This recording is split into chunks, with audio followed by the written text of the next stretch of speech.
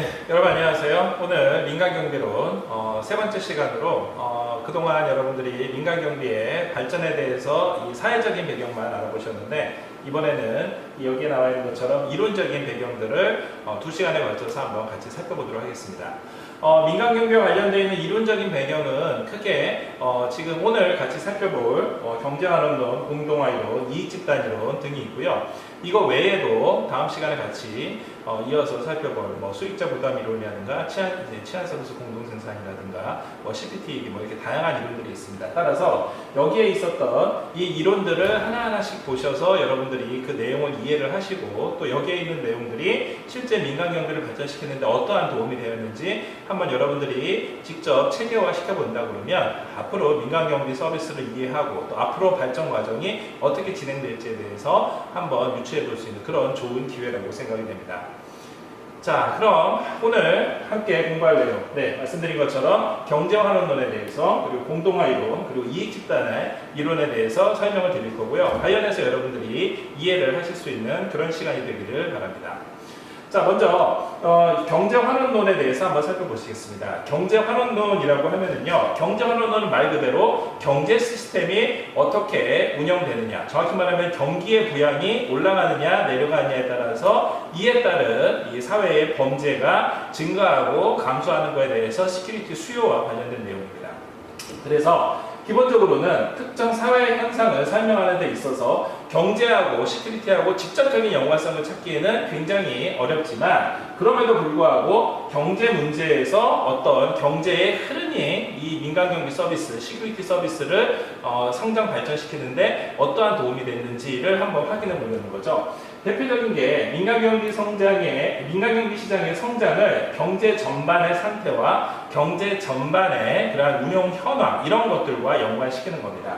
결국 이거는 민간경비 서비스가 증가하려는 거를 그 원인을 가장 이 시초서부터로 이제 거꾸로 올라가다 보면은 자연스럽게 경기가 상승 국면에 있느냐, 경기가 하향 국면에 있느냐에 따라 가지고 자연스럽게 사회에서는 실업률의 증가와 실업률의 감소로 확인할 수가 있습니다. 따라서 실업률이 증가가 되면은 이 증가하는 실업률에 의해서 사회가 전반적으로 이 범죄 문제라든가 이렇게 점점 더 악화가 되고 이렇게 심화가 된 범죄 문제를 이 증가한 범죄 문제에 대응하기 위해서 민간경비 서비스가 자연스럽게 성장할 수밖에 없다라는 내용을 근간으로 하고 있습니다. 이거는 1960년대에 미국이 순간적으로 경기 침체를 했었을 때 이 시기에 바로 민간경비 서비스가 이어서 굉장히 많이 증가했었던 사례를 들 수가 있습니다. 이 당시에 이 실업했었던 사람들의 상당수가 각 지역에서의 마트라든가 아니면 각 지역에서 쇼핑몰이라든가 아니면 더 나가서 이제 공공기관의 시큐리티 인력으로 빠르게 흡수가 돼서 결국 기존에 있었던 이 근로자들, 직장인들이 실업을 하게 되고 실업된 사람들이 자연스럽게 민간경비원으로 고용이 되면서 민간경비 시장이 성장했었던 거를 사례로 들고 있습니다. 결국 경제적인 부가 전반적으로 사회에 순환이 되면서 그리고 또 이러한 이 경기가 올라가기도 하고 내려가기도 하면서 자연스럽게 이 경기가 침체되는 과정에서 상대적으로 민간경비는 올라가게 되고 한편 반대 경우도 생길 수가 있겠죠. 자연스럽게 경기가 상승하게 되면은 당연히 이쪽으로 인력이 많이 모이면서 시큐리티 시장에 있었던 이 사람들, 그동안 실업자였었던 사람들이 상승하는 이 경기에 부응해서 근로자라든가 취직이라든가 이렇게 되다 보니까 실업률이 감소를 하면서 민간경비도 줄어들게 되는. 그래서 민간경비 산업을 앞서 말씀드린 것처럼 경기와 이 경제 상황 이거에 따라서 같이 연관시켜서 하는 겁니다. 자, 그런데 여기에는 이론적으로 한계가 하나 있습니다. 어떤 이론적인 한계가 있냐면 첫 번째로 경기 침체와 민간경비의 증가를 단순하게 서로 상관관계의 성격으로서 보고 있는데 이거는 어떻게 보면은 이 상관관계가 민간경비 서비스가 증가를 하는 데 있어서 다양한 여러 가지 원인이 있는데 그 원인 중에서 이 경기 침체 내지는 경기 상승이라는 요거 하나만을 가지고 앞뒤 관계만을 설명한 것입니다. 자, 그러다 보니까 이 경제 환원론적인 시각으로 봤었을 때는 이게 직접적인 연관성보다는 그렇죠. 사건의 전후를 나타내기만 하기 때문에 이론적인 취약성을 가지고 있다는 한계가 있습니다. 정리를 하면은 경제 환원론은 사회가 경기가 침체됨에 따라서 범죄가 증가를 하게 되고 이 증가한 범죄에 맞춰서 기존에 있었던 실업자들이 민간경비 원으로 고용이 된다라는 측면에서는 이 앞뒤 관계가 설명이 되지만 그러면은 민간경비 서비스가 성장하는데 반드시 경기가 침체돼야지만 되느냐? 사실 이건 아니거든요. 오히려 경기가 활성화되는 상황이라든가 아니면은 이 민간 섹터에서 부가 더 많으면 많아질수록 지켜야 될 자산이 많으면 많아질수록 즉 경기가 상승 시기에 민간 경비원이 더 필요할 수도 있거든요. 그래서 이러한 내용들까지 모두 다 포괄해서 설명하기에는 한계가 있다는 점에서 이 경제 환원론은 한번 주의 깊게 볼 필요가 있습니다. 그럼에도 불구하고 경제 환원론 그렇죠. 바로 기존에 있었던 민간 경비에 대한 설명 다른 것보다도 이 경기가 어떻게 침체되고 경기가 상승하냐에 맞춰서 민간 경비의 산업이 성장하느냐 발전하지 못하느냐를 풀어서 설명했다는 데는 분명히 의의가 있다고 볼 수가 있겠습니다. 자, 두 번째는 공동화 이론입니다. 자, 이 공동화 이론에서 이 공동은 함께 투게더, 함께 협력하는 코퍼레이션의 그 공동이 아니고요. 여기서 말하는 공동은 이 진공 상태를 뜻하는, 즉 비어있는 공간, 이 공동을 뜻하는 겁니다. 그래서 이 공동화 이론에서는 민간 경비가 경찰의 역할, 경찰의 기능을 보완해 주기 위해서, 즉 경찰을 대체해 주기 위해서 성장한다라는 게 이 공동화 이론의 기본적인 근간입니다. 기본적으로 공경비와 민간경비의 상태를 놓고 봤었을 때 기본적으로 공경비와 민간경비는요 우리가 전 시간에 살펴봤었던 것처럼 서로 상호 보완적인 관계와 상호 협력적인 관계가 같이 있습니다. 그런데 여기에서는 보완적인 관계에 초점을 맞춘 겁니다. 자, 예를 들어서 설명을 드리겠습니다. 일단 기본적으로 공경비와 민간경비는 서로 제공해주는 서비스 측면에서 특히 범죄 예방이라는 것과 또 재산이나 생명의 보호라는 측면에서는 사실상 별 차이가 없이 같이 이러한 안전과 관련된 서비스가 제공이 됩니다. 자, 그런데 공경비는 말 그대로 전 시간에 얘기했던 것처럼 법률적으로 권한이 부여가 받아서 이에 따른 법 집행이라든가 질서 유지 활동을 하는 반면에 민간경비는 어떻게 되죠? 민간경비는 공경비와는 반대로 실제 이 강제력을 행사를 하거나 법적인 권한은 굉장히 일부 제한되어 있습니다. 결국 이런 걸 바탕으로 해서 이런 데서 하다 보면은 민간경비는 결국 경찰력이 미치지 못하는 곳 경찰력이 말 그대로 없어서 공동화되었던 요 지역에 민간경비 서비스가 들어간다는 것을 의미하죠. 자, 예를 들어볼까요? 예를 들어서 지금 현재 우리가 이 주간 우리가 이제 뭐 이렇게 근로를 하고 근무를 하고 아니면 뭐 학생들이 학교를 다니고 이런 주간 시간대에는 사실 뭐 서울 시내 어떤 저녁이든 간에 모두 다 경찰이 순찰도 하고 또 관련해가지고서는 안전과 관련된 각종 서비스가 제공이 됩니다. 자, 그런데 저녁이 돼서 이제 사람들이 퇴근 시간이 되고 야간이 되게 되면은 우리가 그동안 열심히 사람들이 뭐 순찰도 하고 범죄 예방 활동도 하고 경찰이 공공세터에서 활동하고 있었던 서울 시내 한복판 또 내지는 최고의 도심 지역 같은 경우에는 이제는 더 이상 사람들이 거기에 정주하고 있지 않죠. 왜냐하면 당연히 시내 한복판은 집가도 비싸고 주택지역도 거의 없다 보니까 결국 그 지역에서는 오피스 지역 같은 경우에는 모든 사람들이 다 퇴근을 하고 최소의 인력만 남고 또 내지는 빈 건물을 지키는 그렇죠. 이 민간경비 인력만 남습니다. 그러면은 이 지역에서는 더 이상 경찰이 서비스를 제공할 필요가 없는 거죠.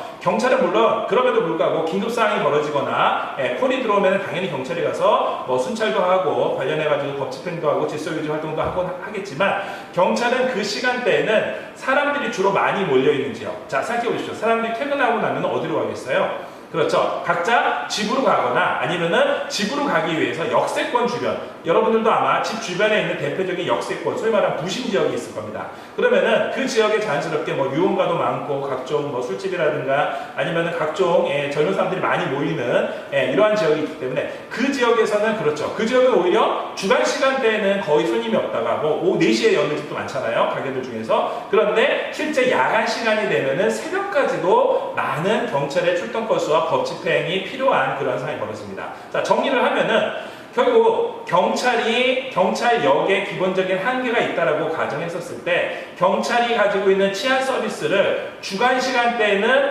서울 시내 전역 내지는 사람들이 많이 밀집되어 있는 이 지역에 두루두루 서비스를 하지만 야간 시간대에서 결국 시간대가 달라짐에 따라서 경찰 서비스가 집중되는 지역이 있고, 한편 경찰 서비스가 많이 필요하지 않는 지역 같은 경우에는 말 그대로 공동, 비어있는 공간이 생기는 겁니다. 이 비어있는 공간에 그러면 누가 들어간다고요? 네, 경찰이 물론 외곽은 해주겠습니다만은 건물 내부라든가 출입 통제라든가 이런 것들은 네, 자연스럽게 민간경비 서비스, 즉 범죄의 사각지대로 될 수 있는 이 빈 공간을, 이거를 거시적인 측면에서 보면은 그렇죠, 민간경비가 경찰을 보완해주는 그러한 사회적인 의의로 현지에서 서비스를 하는 겁니다. 자, 그래서 민간경비는 치안의 부재나 경찰력이 미치지 못하는 범죄 사각지대를 보완, 메움으로써 경찰의 범죄 대응 능력을 보완, 대처하면서 자연스럽게 성장한다는 겁니다. 결국 이거는 경찰이 민간경비와 함께 경찰의 범죄 예방이나 범죄 통제 등등 각종 서비스 활동을 하는 것에 있어서 인적, 물적인 측면에서 감소되면서 일어날 수 있는 공동상태, 어떤 갭 상태, 비어있는 이 상태를 민간경비가 보완해서 발전한다는 이론으로 여러분들이 정리하고 이해하시면 될 것 같습니다. 자, 한편 세 번째로 오늘 살펴볼 이론은 이익집단 이론입니다. 자, 이익집단 이론에서 이 이익집단은 여러분들이 그동안 각종 사탐 시간에 공부했었던 이익집단은 부정적인 내용들이 많았을 겁니다. 하지만 이 이익집단, 이 로비 활동을 하는 이 로비 집단 같은 경우에 우리나라에서 굉장히 부정적이고 무슨 부정부패를 일삼을 것 같고 뇌물을 갖다 줄 것 같고 이렇게 생각하지만, 이거를 좀 이 긍정적인 측면에서 본다 그러면은 이 이익집단, 즉 어떠한 그 산업 분야라든가 어떤 정책 분야에 있어가지고 이 관련해서 이 서비스, 이 산업을 발전시키기 위해서 사람들이 서로 협력하는 이 어떠한 상호 협력하고 상호 의사소통하고 어떤 공통된 의견을 접수를 한다라는 그런 측면에서는 이 이익 집단이 어떻게 보면은 그 산업 서비스를 대표하는 이러한 이 기구라고 생각하시면 됩니다. 자, 결국 이렇게 되면은 여기에 있는 이 이익 집단들은 경제 활동이라든가 아니면은 공동화 이론을 부정하는 입장에서 그냥 내버려 뒀었을 때 보호받지 못한 채로 방치되는 자산이 있으면은 이거를 민간 경비가 보완한다라는 점에서 일단 시작을 하고요. 구체적으로는 집단적인 이익을 극대화시키기 위해서 민간 경비 서비스와 민간 경비의 이익 집단이 활동을 한다는 겁니다. 자, 대표적인 예를 들어보겠습니다. 자, 먼저 민간 경비로 이익 집단으로서 본인들의 이익을 최대한으로 실현시키기 위해 가지고 규모를 점점 확대를 하거나 아니면은 각종 규율이나 각종 제도, 각종 기술들을 보완해서 여기에 계속 추가를 하게 됩니다. 자, 결국 이렇게 되면은요, 어떠한 이익이 있을까요? 그렇죠. 이들은 말 그대로 이익을 목적으로 하는 집단입니다. 자, 이익을 목적으로 한다? 자, 이익을 최대화시킨다? 여러분들, 그렇죠. 사탐 시간에 공부했었던 것처럼 경제적인 이 경제 이론의 가장 근간이 되는 최소 비용으로 최대 효과를 이룰 수 있는 이 경제적인 마인드로 접근을 하는 겁니다. 자, 민간경비 업체가 경제적인 마인드로 접근한다는 거 부정적일까요? 전혀 그렇지 않습니다. 자, 이 경제적인 마인드로 접근을 하면은 이익집단 입장에서는요, 그만큼 남는 이윤이 있을 테고 그 이윤으로 민간경비 서비스와 민간경비 시장의 규모를 더 팽창시킬 수 있는 그 원동력이 될 수가 있죠. 단적인 예로 기존에는 민간경비 서비스가 거의 대부분 인력경비 중심으로 있었습니다. 자, 그런데 인력경비 중심으로 되어 있던 민간경비 서비스가 지금은 어떻게 움직이고 있어요? 그렇죠. 이 방치되고 있었던 이 재산들을 모두 다 보호하기 위해서 민간경비는 각종 기계경비에 근간한 그리고 각종 기계장치에 근간한 서비스를 제공을 하기 시작했습니다. 가장 대표적인 게 여러분들 아시는 것처럼 CCTV입니다. 자, 그러면 민간경비 서비스가 CCTV를 포함한 각종 감지기라든가 각종 경보기라든가 이런 것들을 기계화시키고 이거를 통해서 최소 경비로 최대의 효과를 이끌게 되니까 어떻게 됐어요? 민간경비 서비스가 더 보편화되고 민간경비 서비스가 더 과학화, 첨단화 그리고 그만큼 많은 사람들한테 저렴한 가격으로 제공해 줄 수 있는 그런 아주 좋은 안전 서비스가 됐습니다. 자, 결국 이익집단은 스스로의 이익을 위해서 활동을 했지만 또 스스로의 이윤을 최대한으로 남기기 위해서 기술 개발을 했지만 그게 다시 사람들한테 되돌아올 때는 사람들한테도 서비스를 받는 사람들한테도 이익이 되고 더 낮은 가격으로 더 폭넓게 제공해 줄 수 있는 이러한 산업으로 성장을 할 수가 있었습니다. 여기에 더 나아가서 앞서 말씀드린 것처럼 내부적인 결속 그리고 앞서 말씀드렸던 것처럼 새로운 규율이나 새로운 제도들도 확대시키기 위해서 노력을 하다 보니까 기존에는 민간경비가 없던 시장, 예를 들어서 국가 중요시설을 당연히 국가에서 이 안전 서비스를 제공해야 된다는 게 아니다. 민간경비의 역량이 이만큼 성장을 했기 때문에 국가 중요시설들도 충분히 민간경비에서 포함할 수 있다라는 게 어느 정도 공론화되다 보니까 자연스럽게 국가 중요시설도 민간경비의 한 영역으로 포함이 되게 되는, 그래서 특수경비라는 새로운 제도가 생겨서 이 새로운 제도나 새로운 규율, 새로운 법률이 창출시켜서 민간경비 시장을 더욱 확대할 수 있다는 점에서 이 이익집단 이론도 민간경비 산업의 성장 이론으로 굉장히 중요한 근간이 되고 있습니다. 자, 이것뿐만이 아니라 내부적인 결속이라든가 제도와 조직화 그리고 어떤 세력이라든가 민간경비의 사회적인 입지 이런 것들을 점점 강화하다 보니까 결국은 민간경비 서비스는 하나의 독립적인 행위자, 우리 사회의 하나의 이 독립적인 산업군, 산업 서비스 분야로 자체적으로 성장을 하게 되고 이거를 바탕으로 해서 고유한 그러니까 이해관계, 그 이익과 어떠한 해로움이 있는 이러한 관계를 가질 수 있는 것으로 해석을 할 수가 있습니다. 자, 정리를 하면은 이 이익집단 이론, 그렇죠. 앞서서 얘기했었던 것처럼 어떤 경기 침체, 경기 상승에 따라 가지고서는 민간경비 서비스가 시작됐다라는 점에서 민간경비 서비스가 폭넓게 점점 증가하기 시작하는데 이거에 어떻게 보면은 더 기름을 붓고 여기에 더 화력을 갖다 대가지고 민간경비 서비스가 훨씬 더 폭넓게 많은 사람들한테 확대시킬 수 있도록 이 이익집단들이 활동한다라고 보시면 될 것 같습니다. 자, 이 이익집단 이론은 앞서서 얘기했었던 공동화 이론, 즉 경찰 서비스를 보완한다는 측면하고는 조금 다를 수가 있는데요. 앞서서 우리가 얘기했었죠. 경찰이 하고 있는 역할이 어느 정도 갭이 생길 수가 있기 때문에 이 갭을 민간경비 서비스가 보완한다. 자, 특수경비 서비스가 과연 경찰이 그동안 갭이 생겼기 때문에 그 빈 공간을 민간경비 서비스가 보완한다고 봐야 될까요? 전혀 그렇지 않죠. 자, 이 공동화 이론하고 차이점을 보면은 일단 공동화 이론의 가장 주된 관심점은 앞서 말씀드렸던 것처럼 민간경비와 공경비인 경찰 간의 관계를 봤었을 때 어떤 느낌? 그렇죠. 보완을 해주는 보완의 느낌이었습니다. 또 이 보완을 한다는 거는 경찰이 그만큼 제 기능을 못하라는 이 공동화 현상이 일어난다는 그 한계를 명확하게 규정을 하고서는 그 다음에 민간경비가 추가적으로 투입이 된다, 보완적으로 투입이 된다, 이 개념에서 출발했습니다. 자, 그런데 이익집단은요, 그 출발점 자체가 다릅니다. 이익집단 이론은 민간경비가 하나의 독립적인 행위자, 하나의 독립적인 산업, 하나의 독립적인 생물이라고 생각하시면 됩니다.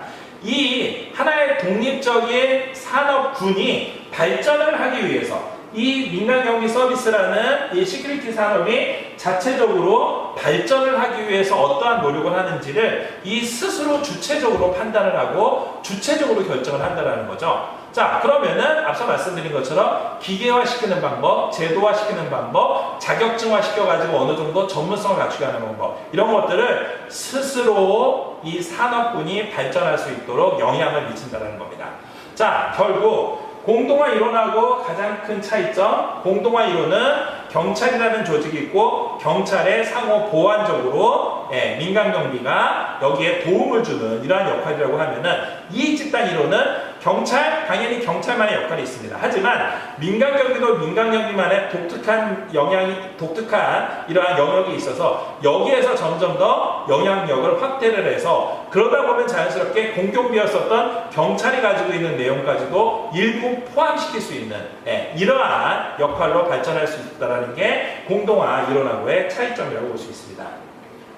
자, 오늘 함께 공부했었던 내용들 크게 이론 세 가지였었죠. 이걸 한번 간단하게 정리를 해보겠습니다. 자, 경제활원론. 사회 현상이 직접적으로 경제 이 상승, 경제 하강에 무관함에도 불구하고 그 발생 원인을 경제 문제로 찾으려는 입장에서 출발했습니다. 대표적인 게 뭐예요? 그렇죠. 바로 경기가 침체하면서 발생할 수 있는 실업자의 증가. 결국 이로 인해 가지고서는 범죄가 증가를 하고 범죄가 증가하다 보니까 자연스럽게 민간 경비원을 고용함으로 해서 사회에서 경제적인 부가 결국은 사회와 함께 같이 맞물려서 돌아간다라는 경제 정책적인 고려가 민간 경비 산업을 발전시킨다는 데에서 출발을 했습니다. 한편 공동화 이론은 경찰이 그 역할, 그 기능 이러한 것들을 제대로 하지 못하는 지역이나 그 빈 공간, 갭이 생겼을 경우에 거기를 누가? 민간경비 서비스가 보완해준다라는 게 기본 이론입니다. 결국 공경비와 민간경비의 성격은 어떻게 보면은 한때는 경쟁도 했다가 서로 보완도 했다가 상호 보완적인 관계로 발전을 하게 되고, 민간경비는 치안의 부재나 경찰력이 미치지 못하는 범죄 사각지대, 어떠한 공동화 현상이 일어나고 있는 그 갭, 그 빈 공간을 경찰 대신으로 메움으로써 범죄 대응 능력을 보완한다라는 측면에서 여러분들이 이해를 하시면 될 겁니다. 한편 이 집단 이론은 말 그대로 넣었을 경우에 그냥 방치될 수도 있는 재산을 민간경비 서비스가 직접 적극적으로 임해서 보호를 한다라는 입장에서 출발을 했고요. 이 민간경비 서비스는 이 민간경비 산업의 이익을 극대화시키기 위해 가지고 민간경비를 독립적인 하나의 행위자로서 자체적으로 계속 연구 개발하고 새로 제도를 보완하고 새로 전문화시키고 함으로 해서 그 계속해서 노력을 한 결과, 이 집단이 열심히 노력을 한 결과 결국 이 산업 자체가 더 발전할 수 있도록 시장을 더 넓히고 더 제도화시키고 훨씬 더 많은 영역까지도 민간경비를 확대시킬 수 있다는 점, 그 점에서 이해관계를 가질 수 있는 걸로 볼 수가 있습니다. 자, 오늘 여러분들 함께 민간경비의 중요한 이론 3가지, 앞서 제시해왔던 것처럼 경제 환원론, 경제가 사이클 되면서 어떻게 변하는지, 그리고 또 이 공동화 현상이 일어났을 경우에 갭이, 빈 공간이 생겼을 경우에 그 빈 공간에 어떻게 민간경비 서비스가 보완을 해줄 수 있는지, 더 나아가서 민간경비 스스로 발전을 할 수 있는 어떠한 원동력을 가지고 있어서 지금의 사회까지, 지금 우리 사회 민간경비 서비스처럼 점점 확대가 됐는지를 같이 한번 살펴봤습니다. 이러한 이론들을 여러분들 이 학습 문제로 같이 한번 복습을 해가면서 앞으로 같이 여러분들 살펴볼 이 치안 서비스 공동생산 이론이라든가 아니면 수익자 부담이라든가 CPT들 환경 설계를 통한 범죄 예방 이론과 함께 여러분들이 이해를 하신다고 보면, 민간경비 서비스가 어느 날 갑자기 순식간에 확대가 된 게 아니라 이러한 다양한 이론들과 다양한 사회적인 배경들을 바탕으로 해서 민간경비 서비스가 점진적으로, 그리고 지금은 굉장히 빠른 속도로 발전하고 있다는 것을 여러분들도 직접 경험과 여러분들이 견문을 통해 가지고 확인할 수 있을 거라고 생각합니다. 자, 그럼 오늘 이 학습 문제를 통해서 여러분들 다시 한번 복습해 주시길 부탁드리면서 오늘 강의 이걸로 마치도록 하겠습니다. 수고하셨습니다.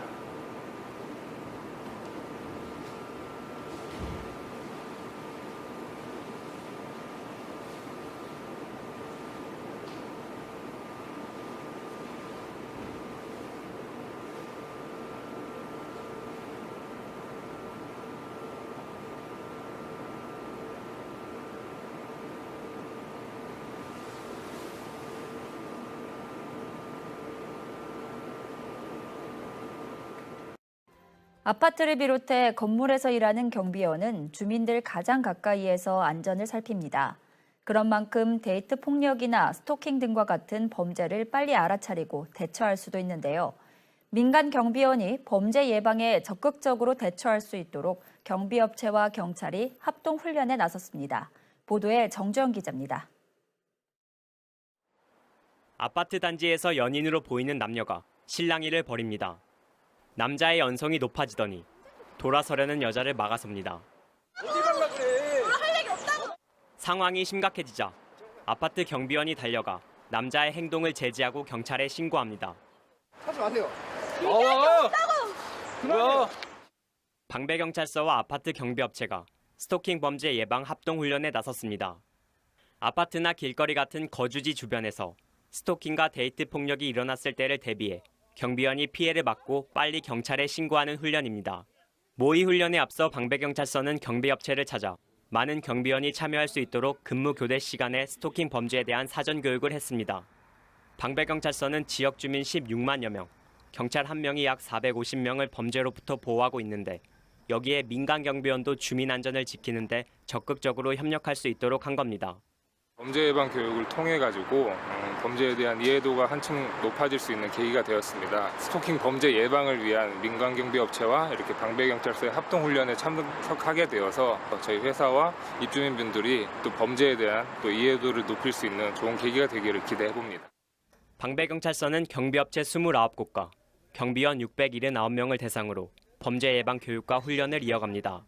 아파트 경비원에 대해서 교육과 홍보 활동을 진행하고 이뿐만 아니라 그 소규모 경비업에 종사하시는 분들에 대해서도 교육과 홍보 활동을 통해 그 보다 안전한 그 지역 사회를 만들기 위해 노력하겠습니다. 경찰과 민간 경비 업체의 협업으로 일상 속 범죄로부터 주민 안전을 강화할 수 있을지 기대됩니다. HCN 뉴스 정주영입니다.